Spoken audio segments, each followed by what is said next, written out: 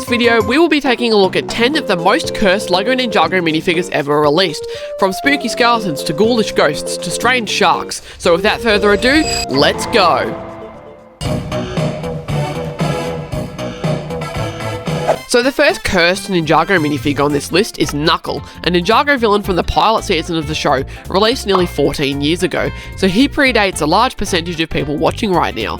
And Knuckle is a skeleton, so naturally he's pretty creepy, if you find human anatomy disturbing, that is. But the reason he is the most cursed Skulkin, apart from maybe Samakai, is mainly due to his head. And his head is absolutely gigantic, and it's like, how is that even possible, when a minifigure's head isn't nearly that big? Also, he is the only Skulkin that has hair. Yep, I think that's what those spikes in his head are supposed to be.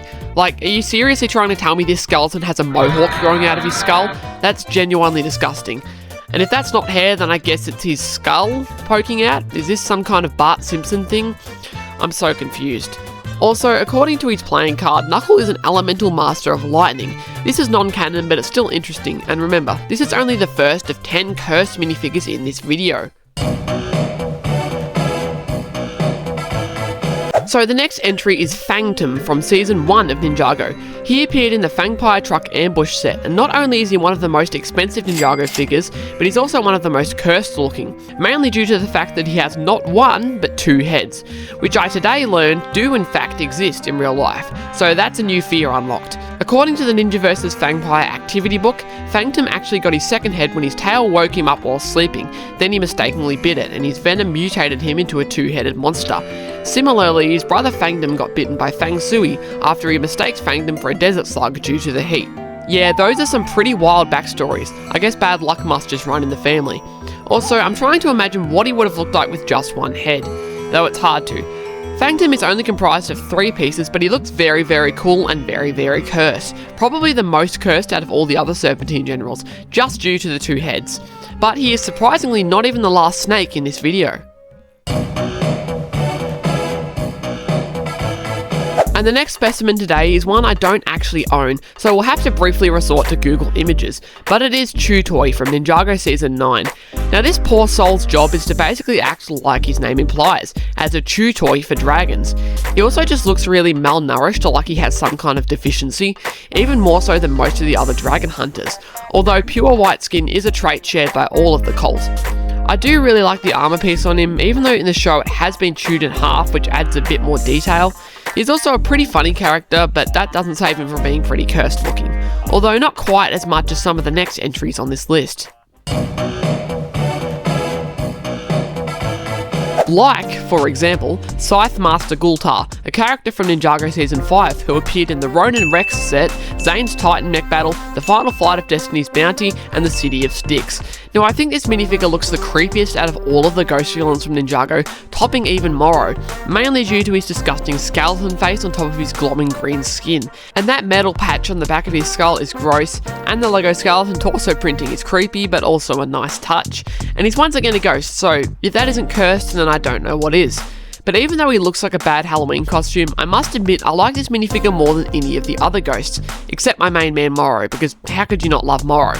Apparently even the writers love Morrow because he's coming back in the next season of Dragons Rising. But anyway, it's like they used to put more quality into the villains. Not that the current selection is bad or anything, but compare the Serpentine of 2012 to the Serpentine of 2022 and you'll see what I mean. Also, the trope of a quirky, dim-witted henchman is one that Ninjago is absolutely no stranger to. We saw it with Cruncher and Whiplash, we saw it with most of the OG Serpentine, Mindroid did it as well, and Chop and Kapow and Clancy. The list goes on, and they still do that to some degree, but not as much as they used to in my opinion. But as usual, I'm getting more off track now than Lightning McQueen in Cars 3, so let's make like a stone and keep on rolling. Next, we have a very strange looking Ninjago character and Ninjago's debut Big Fig, and it's still the second last one sadly. Like, why the heck does Lego Marvel get Hulk in every second set, but Ninjago doesn't even get an advent calendar? Oh, right. Her name is Dog Shank, which admittedly sounds like some kind of a slur, and she appears in Ninjago Season 6 and the Tiger Widow Island set, if we're talking about the physical version, which also happens to be quite expensive. She is large, orange and green like a pumpkin, and has a face as blue as a Smurf. probably just part of her curse from Natakan, or maybe it's asphyxiation from that samurai helmet. Oh yeah, and speaking of cursed, this character is literally actually kinda cursed. She was once a normal human before she was visited by Natakan the Jinn, who turned her into this horribly mutated thing. Without watching the show, it is hard to tell if this is even meant to be an intelligent being or some kind of large dim-witted beast, like the troll from Harry Potter, or the cave trolls from The Hobbit, or the person who came up with the idea of making a live-action Ninjago movie. But despite looking very unorthodox, I think it still does look very awesome, like most things that come out of Ninjago. The next cursed exhibit today is Garmadon, but more specifically the Season 8 version of Garmadon. I think this is definitely the most evil, the darkest, the most cursed looking version of him. I mean, he's always been a shady dude, literally shady in the pilot season. And he's creepy enough in Seasons 1 and 2, but his most creepy form has to be when he gets resurrected in Season 8 and turns into an evil husk, a shell of his former human self. And I think the character design really reflects that. He of course borrows his Ninjago movie look, but whilst he was a huge joke in that movie, he is far from a goofy XD clown here. I actually really love the newer Garmadon helmet, though the face here is reused from the Ninjago movie, so it's a bit too happy. A more angry face would be more fitting, but not as angry as his Legacy version. Just a kind of neutral angry face, if that's possible. But the most striking part of this figure is his exposed ribcage dripping purple blood, which is pretty graphic even for Ninjago. It's never mentioned in the show, so it's obviously just a 2D thing, like the weapons printed on the ninja in the first few seasons, but oh boy, this looks painful for him. This may be one of the most gory looking Ninjago figures ever, although it's still not as cursed looking as some of the entries coming up. The next very cursed looking Ninjago minifigure isn't even a minifigure, it's Ninjago's second ever big fig, Kilo, who was introduced in Ninjago Season 8 and also showed up in Season 16. His only physical appearance was in the Kilo vs Samurai X set, and he is one of Ninjago's most valuable figures. He looks very strange from a design standpoint. He's a hulking character with a biker jacket on and skull knee pads and also butt cheeks on a Lego character.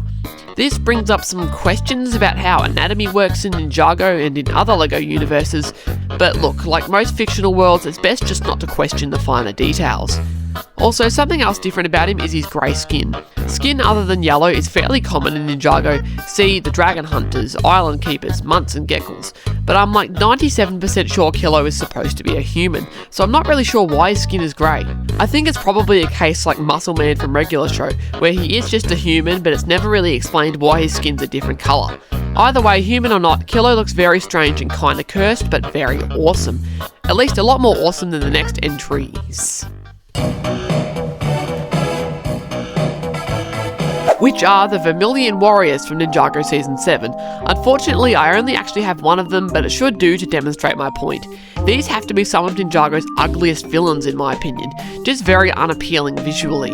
Unlike the snakes from the first season, these guys aren't singular snakes each, they're made out of snakes, which is definitely a weird thought. The fact that each of them are considered their own characters, yet they're all made up of snakes like some sort of weird hive mind thing, and I just think they look bad. Ninjago Season 7 had a very strange obsession with making every minifigure like super detailed, which worked out well for some figures but looked too cluttered on others, like General Muckia or Commanders Blunk and Ragmonk, or all of the Vermilion really. I do admit the armor pieces are super cool, but the rest of the ensemble just kind of turns into a jumbled red heap on all of them. And the second last participant today is a character who needs no introduction, the Overlord. I'm sure you're all well aware of the Golden Master and his schemes, so I'll skip straight to the subject matter, why he is cursed looking. And sure, all of his minifigs look cursed to some degree, but the minifigure I specifically want to talk about today is his first Legacy version from 2019. This variant of the Overlord is really gross looking. He's kinda dripping, but like literally dripping dark ooze. And the teeth on him are also pretty unsettling. I mean, like I said, all of the Overlord's appearances are pretty ugly, cool, but very gross looking. And Ninjago has always kind of excelled at taking kind of disgusting concepts and turning them into really awesome minifigures. And I think this is the one Overlord figure to rule them all, in terms of how cursed it looks. The best Overlord figure will always be a title belonging to the Golden Master variant. And the very final figure on today's list is one I don't believe I have talked about before, the Hammerhead Warrior from the LEGO Ninjago movie, who appears in the Kai's Fire Mech, the Flying Jelly Sub, and the Garmadon sets. I've always thought this figure looked very strange. To be fair, all of the Ninjago movie Shark Army figures are comically goofy, but this one in particular strikes me as the wackiest. The Hammerhead bit looks like it has nerd glasses on. I'm sorry, but it does. And when this came out, I remember thinking that there had to be some kind of error with this figure. I thought it wasn't supposed to have the actual hammer parts on its head, and that it was some kind of mismolded shark warrior. Of course, I was a complete idiot, and eventually I realised, oh, it's a hammerhead shark. Also, whilst we're on the topic of Shark Army figures, we got almost everyone seen in the movie in physical form, except for the narwhal sadly. And despite being kinda cursed, I still love the look of all of the Shark Army, even to this day. They are one of the best things to come out of the Ninjago movie. Or, and I hate to call it this, the first Ninjago movie, seeing as there's going to be another one now. I can just tell that eventually Ninjago is going to turn into one of those franchises that has like 3 or 4 different TV shows and then like 5 disconnected movies, as well as a bunch of other tie-in media, and it's just going to be so confusing for anyone wanting to get into it in the future. But we'll just have to see how it pans out. That wraps it up for today. Thank you for watching, let me know your thoughts in the comments, and I will announce the winner of the Kai Caption contest next week. That's been all for today, folks. Have a great day and see you next week.